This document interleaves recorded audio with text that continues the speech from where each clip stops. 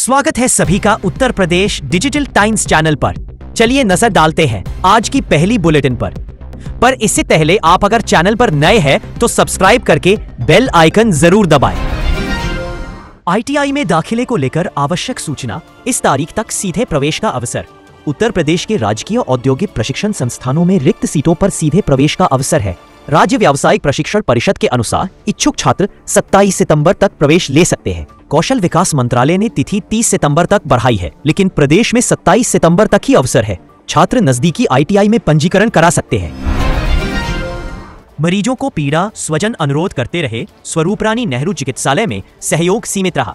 प्रयागराज के स्वरूप रानी नेहरू चिकित्सालय में सीनियर और जूनियर रेजिडेंट डॉक्टरों की हड़ताल के कारण मरीजों को भारी परेशानी का सामना करना पड़ा। वार्डों में भर्ती मरीजों की देखभाल नर्सों के भरोसे रही। दुर्घटना में घायल कई मरीज निजी अस्पतालों में गए। एम्बुलेंस चालकों द्वारा अधिक वसूली की शिकायतें भी सामने आईं।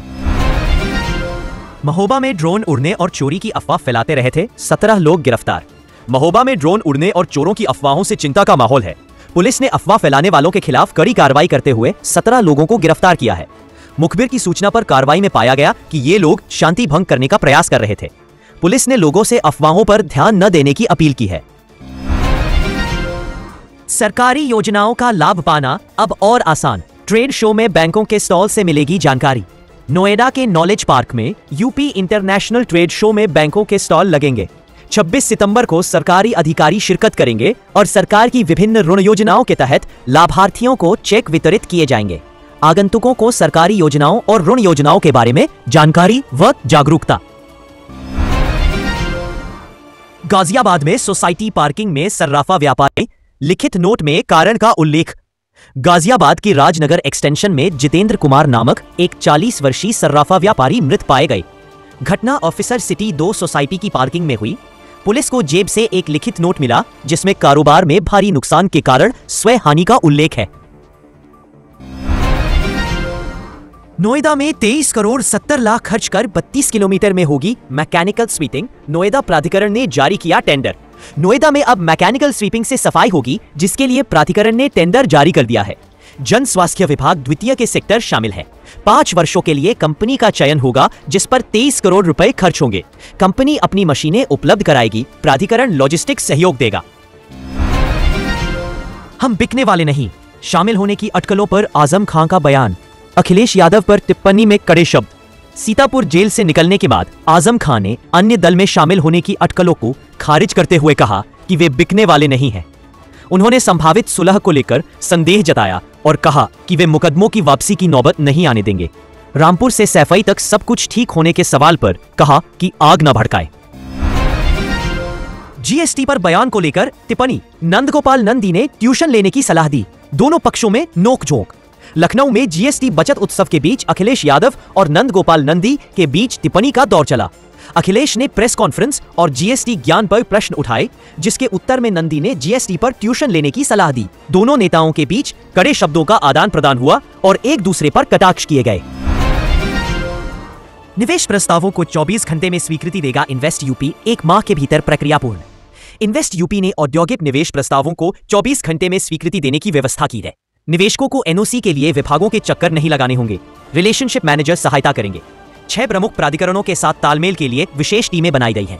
पहले स्वीकृति में 30 दिन लगते थे, जिससे कई प्रस्ताव लंबित थे। आजम खां की रिहाई के बाद शिवपाल का बयान। बसपा में जाने की अटकलें झूठी। समाजवादी पार्टी के महासचिव शिवपाल सिंह यादव ने कहा कि आजम खां सपा छोड़कर कहीं नहीं जाएंगे। उन्होंने कहा कि बसपा में जाने की अफवाहें झूठी है। सरकार द्वारा मुकदमों में फंसाए जाने का उल्लेख किया गया। 23 महीने बाद उनकी रिहाई को लोकतंत्र और न्याय की जीत बताया गया। पत्नी और बच्चों को लेकर ससुराल गया था युवक, अचानक पूरा परिवार लापता। मुंडाली में एक युवक जो अपनी पत्नी और बच्चों के साथ ससुराल गया था, 8 दिन से लापता है। परिवार ने ससुराल वालों पर अपहरण का संदेह जताया है और पुलिस में गुमशुदगी की रिपोर्ट दर्ज कराई है। गांव में चर्चा है कि युवक पैसे लेकर चला गया है। पुलिस लापता परिवार की तलाश कर रही है।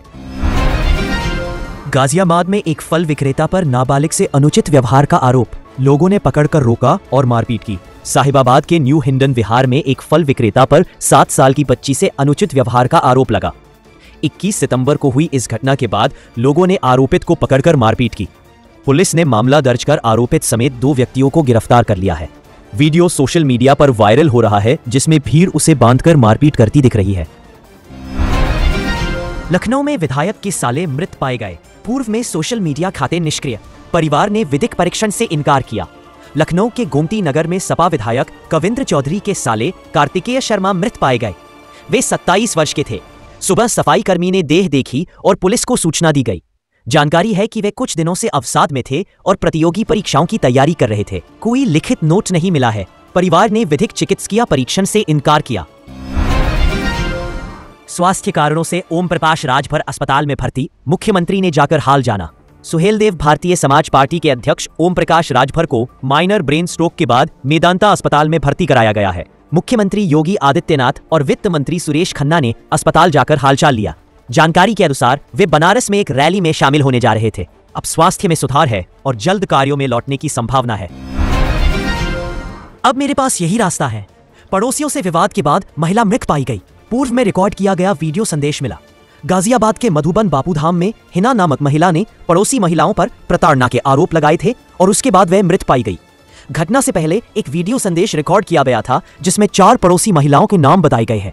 पति का कहना है कि शिकायत के बावजूद कार्रवाई के दौरान उन्हें असुविधा हुई थी, जिससे आहत होकर यह घटना हुई। पुलिस जांच में है। दोस्तों, आपके इस बारे में क्या विचार है, कमेंट्स में जरूर बताएं। अमरोहा में गंगा में बहकर आया अज्ञात व्यक्ति की विघटित देह मिली, पुलिस जांच में जुटी। गजरौला के तिगरी में गंगा नदी में एक अज्ञात व्यक्ति की विघटित देह मिली है। ग्रामीणों ने पुलिस को सूचना दी, जिसके बाद देह को बाहर निकाला गया। पहचान कराने का प्रयास जारी है। फिलहाल सफलता नहीं मिली है। पुलिस ने बिजनौर पुलिस को भी सूचित किया है क्योंकि आशंका है कि देह वहां से बहकर आई है। एपेक्स आयुर्वेद कॉलेज में डांडिया विवाद में झगड़ा, तबीयत बिगड़ने पर साथी आक्रोशित, 2 गुटों में कहासुनी। चुनार के एथिक्स आयुर्वेद कॉलेज में डांडिया खेलने के विवाद में 21 सितंबर को बीएएमएस के छात्र संस्कार गुप्ता और उनके साथी आयुष राज पर कुछ छात्रों द्वारा आक्रामक हरकत करने का आरोप है। संस्कार की तबीयत बिगड़ने और वेंटिलेटर पर होने की खबर से छात्रों के 2 गुट आमने सामने हो गए। गाजियाबाद के किसानों की बल्ले बल्ले, सरकार फ्री बांट रही इन फसलों की बीज। गाजियाबाद में मोटे अनाज की खेती को बढ़ावा देने के प्रयास जारी है, लेकिन किसानों की रुचि कम दिख रही है। प्रधानमंत्री मोदी ने भी इसके सेवन की अपील की है। सरकार मुफ्त बीज वितरण कर रही है, फिर भी लक्ष्य से कम खेती हो रही है। लोनी में बाढ़ से फसलों को नुकसान हुआ है। बाजरे में मैग्नीशियम और फाइबर होता है जो स्वास्थ्य के लिए लाभकारी है। यूपी के इस जिले में चकबंदी कराना चाहते हैं किसान, एसडीएम ने कहा सभी को होगा लाभ। भगवानपुर गांव में चकबंदी को लेकर विवाद जारी है। एसडीएम मवाना ने गांव का दौरा किया और ग्रामीणों से ज्ञापन लिया। ग्रामीणों ने बताया कि अनुसूचित जाति के कई पट्टेदारों को उनकी भूमि पर कब्जा नहीं मिला है। एसडीएम ने कहा कि चकबंदी से सभी को लाभ होगा और जल्द प्रक्रिया शुरू करने का आश्वासन दिया। बलिया के बजाज एजेंसी के मालिक व राजनीतिक कार्यकर्ता तथा जनरेटर मिस्त्री की शाहजहांपुर में मृत्यु का मामला, पुलिस ने 10 आरोपितों को गिरफ्तार किया। राजस्थान के शाहजहांपुर में बजाज एजेंसी के मालिक अशोक सिंह और मिस्त्री विकास सिंह की मृत्यु का मामला सामने आया। उन्हें कम कीमत पर जनरेटर खरीदने का ऑनलाइन प्रस्ताव मिला था। पुलिस ने 10 आरोपितों को गिरफ्तार किया है। परिजनों के अनुसार अशोक सिंह को ऑनलाइन सर्च में जयपुर में कम कीमत पर जनरेटर मिलने की जानकारी मिली थी। योगी सरकार का दिवाली से पहले बड़ा निर्णय, 3,95,000 विद्यार्थियों को लाभ। मुख्यमंत्री योगी आदित्यनाथ नवरात्र में छात्रों को छात्रवृत्ति देंगे। 26 सितंबर से वजीफा वितरण शुरू होगा, जिससे 3,95,000 विद्यार्थियों को लाभ मिलेगा। पहली बार सितंबर में छात्रवृत्ति मिलेगी, जो पहले दिसंबर में शुरू होती थी। पिछड़ा वर्ग कल्याण, अल्पसंख्यक कल्याण और समाज कल्याण विभाग मिलकर व्यवस्था बना रहे हैं ताकि वितरण में एकरूपता लाई जा सके। गाजियाबाद में चिह्नित अपराधियों पर पुलिस का शिकंजा, पुलिस ने 9 की खोली हिस्ट्री शीट। गाजियाबाद के ट्रांस हिंडन इलाके में पुलिस ने 9 अपराधियों की हिस्ट्री शीट खोली है। ये अपराधी लूट, चोरी और धोखाधड़ी जैसे मामलों में संलिप्त रहे हैं और उन पर 42 मुकदमे दर्ज हैं। इंदिरापुरम, शालीमार गार्डन, साहिबाबाद और लिंक रोड थानों से संबंधी मामले हैं। इन सब की निगरानी बढ़ा रही है। यूपी के कानपुर से बारिश के साथ मानसून की विदाई, फिर इस दिन से ठंड का स्वागत। कानपुर में मानसून की विदाई का समय आ गया है, जिसकी पुष्टि मौसम विभाग ने की है। मानसून के जाने से पहले ही ठंड ने दस्तक देनी शुरू कर दी है, क्योंकि पछुआ और उत्तर पश्चिमी हवा के चलने से मौसम में शुष्कता बढ़ रही है। मौसम विभाग के अनुसार अगले 24 घंटों में पश्चिमी भाग से मानसून की वापसी के लिए परिस्थितियां अनुकूल होंगी। काशी में आई लव मोहम्मद पोस्टर जुलूस पर विवाद, धर्माचार्य ने गिरफ्तारी की मांग। आई लव महादेव पोस्टर जारी। वाराणसी के सिगरा थाना क्षेत्र के लल्लापुरा में कुछ अल्पवयस्कों द्वारा आई लव मोहम्मद पोस्टर लेकर जुलूस निकालने का मामला सामने आया है। पुलिस ने 20 अज्ञात व्यक्तियों के खिलाफ मुकदमा दर्ज किया है। धर्माचार्य ने पुलिस प्रशासन की कार्य प्रणाली पर प्रश्न उठाते हुए गिरफ्तारी की मांग की है। यूपी के इस जिले को लिंक एक्सप्रेसवे की सौगात, 1000 किसानों से ली जाएगी भूमि। 6 जनपदों को लाभ। गंगा एक्सप्रेसवे को आगरा एक्सप्रेसवे से जोड़ने के लिए फर्रुखाबाद लिंक एक्सप्रेसवे बनेगा। 6 जनपदों को जोड़ने वाले इस एक्सप्रेसवे से राजस्थान पहुंचना आसान होगा।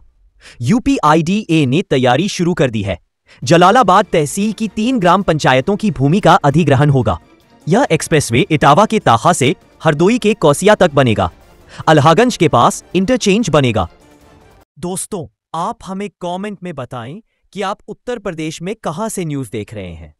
न्यूज लास्ट तक देखने के लिए धन्यवाद। मिलते हैं अगली बुलेटिन में, तब तक ख्याल रखिए अपने, आपका, अपने परिवार का। जय हिंद, जय भारत।